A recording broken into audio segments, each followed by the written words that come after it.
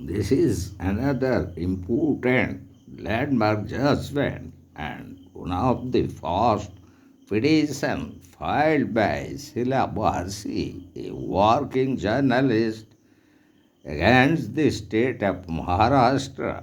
And this particular landmark judgment relates to women prisoners and in particularly Bombay Central Jail and where the police assault and tortured the women prisoners. So this case revolves around gender-based justice and feminine justice. So, in a particular fact relating to this case, Sheela Barse, the very journalist, sent a letter to the Supreme Court which was accepted as a writ petition as per the provisions under Article 32 and the very fact of the case relates to police assault and torture of women prisoners inside the Bombay Central Jail. So, the petitioner, Sheela Barse, was a journalist outlined in her communication to this court that during her interviews with 15 women prisoners at Bombay Central Jail, five of them claimed to have been subjected to police assault in the police lockup. Notably, two of these individuals asserted that they are not only experienced assault but also endure torture while in custody. Considering the gravity of the allegations, the court treating the very letter of the petitioner as a writ petition under Article 32 of the Constitution issued notice to all relevant parties summoning them to fresh and reasons why the writ petition should not be granted. Simultaneously, the court directed the Director of College of Social Work, Nirmala Niketan of Bombay, to independently interview the women prisoners, ensuring the absence of anyone else during the process. The objective was to verify the accuracy of the allegations made by the petitioner. In her subsequent report, the director highlighted, among other findings, the absence of adequate arrangements for providing legal assistance to women prisoners. Furthermore, the director noted that two foreign national prisoners had lodged complaints asserting that a lawyer had deceived and defrauded them. The lawyer allegedly misappropriated nearly half of their belongings and jewelry under the pretext of retaining them for the payment of legal fees.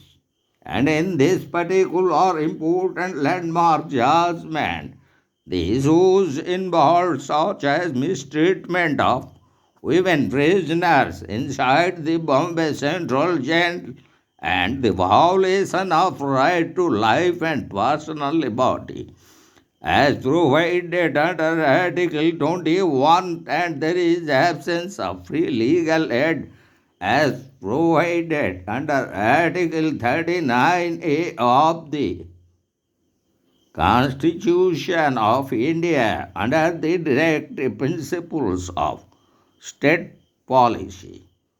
So, the issues raised in this landmark judgment, whether the adverse treatment experienced by female prisoners is justiciable or not, whether the mistreatment of female prisoners can be deemed a violation of the rights as guaranteed under Article 21 of the Constitution, whether it is the responsibility of the state authorities to provide legal counsel to the prisoners or not.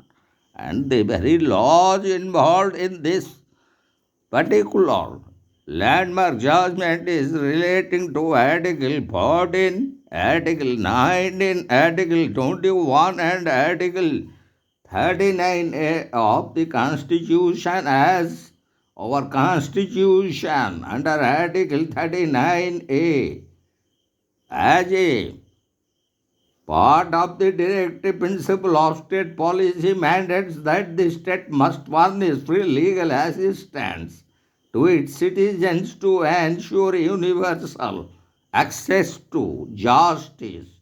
As a part of Article 21, not only guarantees the right to life and personal liberty but also ensures equality before the law as provided under Article 14 of the Constitution. So, in line with this, the court has held that, as mandated by Article 14, Article 19, and Article 39A of the Indian Constitution, indigent individuals in detention must be afforded legal aid to address any mistreatment of female detainees in jails. The court has directed social workers to submit reports. In furtherance of this commitment, the Supreme Court has issued notifications to the Inspector of Jails urging establishment of legal aid organizations at both the High Court and district levels. Additionally, Section 160, subsection 1 of the Criminal Procedure Code stipulates that only female police officers are authorized to conduct searches on female suspects. So, now we would go to the very judgment which resulted in legal assistance and formation of legal aid committees in overall districts and categorizing of prisoners and categorization of offences. So, in disposing of the petition, the court in this landmark judgment issued the following directives: that legal assistance to a financially disadvantaged or indigent accused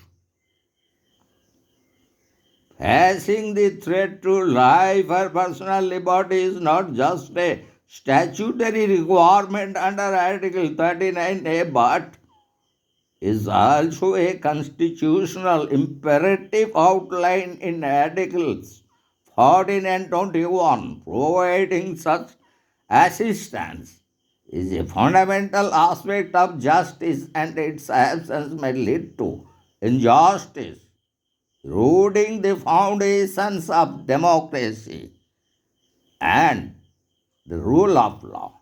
A person detained in jail may lack knowledge about avenues for seeking help to assert innocence, defend constitutional or legal rights, or safeguard against torture, ill treatment, oppression, and harassment by custodians. It is crucial to ensure the availability of legal assistance to prisoners, whether they are under trials or convicted individuals. So, the Inspector General of Prisons in Maharashtra is directed to issue a circular to all superintendents of jails in the state. The circular should mandate the submission of lists to the Legal Aid Committee of each district containing details of under trial prisoners, specifying entry dates, nature of offences, categorizing male and female prisoners separately, and particulars of individuals arrested under suspicion as provided under Section 41 of the Criminal Procedure Code. and held in jail for more than 15 days. The circular should further instruct that facilities for lawyers nominated by the district legal aid committee to enter jails and interview prisoners expressing a desire for assistance, further furnishing necessary information to nominated lawyers about the prisoners in jail and posting notices within the jail premises informing prisoners about designated days when lawyers from the district legal aid committee will be available for counseling, granting permission for prisoners to meet such lawyers within sight out of hearing of any jail officials. So, in this very judgment, the Supreme Court has issued certain directives to the states, and as such, there is such directions were regarding separation of female undertales and convicts, then interrogation procedures for females and prompt intimation to women prisoners, communication to legal aid committee, and further direction to session judge, surprise visit to jail premises, then prompt information to the relatives and friends of the detainee or under trials and convicts, and also inquiry by magistrates about those mistreatment. So, the first directive by the court is relating to separation of female under trials and convicts. So, as per the direction of the Honorable Court, it directed select 4 or 5 police lockups in distant localities exclusively for the detention of female suspects. These lockups should be guarded by female constables. Female suspects should not be housed in lockups where male suspects are held. And further regarding interrogation procedures, interrogation of females should only take place in the presence of female police officers. And further, regarding very prompt intimation to women prisoners, so the persons arrested must be immediately informed of the grounds of their arrest. It should be promptly communicated to the arrested persons that they are entitled to apply for bail. The Maharashtra State Board of Legal Aid and Advice is tasked with creating pamphlets outlining the legal rights of an arrested person. In particular, in the Marathi, Hindi, and English, printed copies of these pamphlets in all languages must be affixed in each cell of every police lockup. Upon arrival at the police station, the pamphlet should be read out to the arrested person in a language they understand. And further, communication regarding legal aid committees. So, when a person is arrested and taken to a police lockup, the police must immediately notify the nearest legal aid committee. The legal aid committee should take prompt steps to provide legal assistance at state cost, provided the arrested person is willing to accept such assistance. And the further direction is regarding session judge surprise visit. So, in the city of Bombay, a city session judge preferably a lady judge if available, nominated by the principal judge of the city civil court shall make surprise visits to police lockups periodically. The purpose is to afford arrested persons an opportunity to express grievances and to access conditions in the lockup, ensuring compliance with legal provisions and the court's directives. If any lapses are identified, the city session judge shall bring them to the notice of the Commissioner of Police and, if necessary, the Home Department. Persistent issues may be escalated to Chief Justice of the High Court of Maharashtra. The same direction for police lockups at district headquarters shall be implemented by the Sessions Judge of the concerned district. And another direction is relating to prompt information to relatives and friends. Immediately upon arrest, the police must obtain from the arrested person the name of any relative or friend they wish to be informed about their arrest. The police should promptly contact the specified relative or friend and inform them about the arrest. And another important direction is relating to inquiry by magistrate about mistreatment. So the magistrate, before whom an arrested person is produced, shall inquire whether the individual has any complaints of torture or maltreatment in police custody. The arrested person shall be informed of their right under Section 54 of the Code of Criminal Procedure.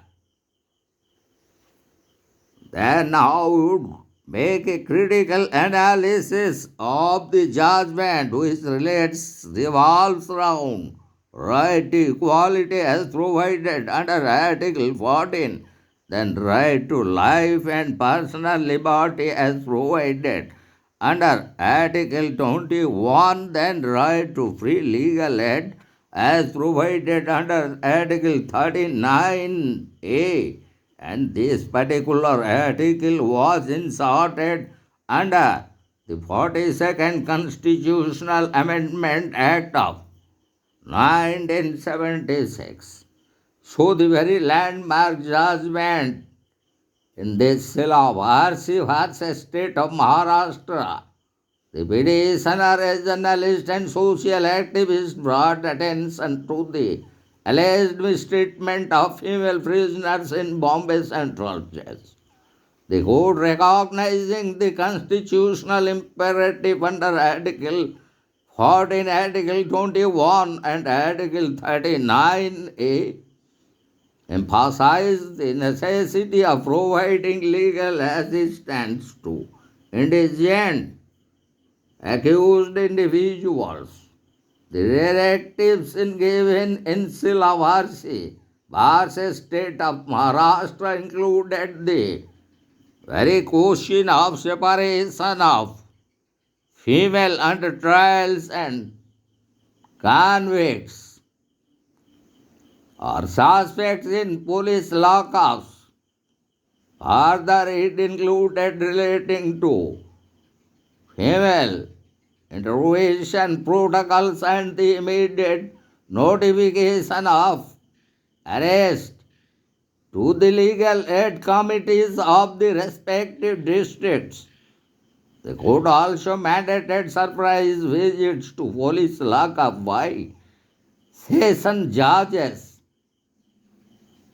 Then also this case underscored the importance of protecting the rights of prisoners, as these rights falls under the guaranteed fundamental rights as provided under Part 3 of the Constitution, in nature of right to equality under Article 14, then right to life and personal liberty as provided under Article 21. So, especially those vulnerable female detainees and establish guidelines for legal assistance or legal aid must be provided to those female under trials and convicts. Further, their human treatment within the criminal justice system inside either in police lockups or police custody, even inside the prisons. So this is one of the landmark judgment and the first important landmark judgment relating to women prisoners either in police custody or lockups.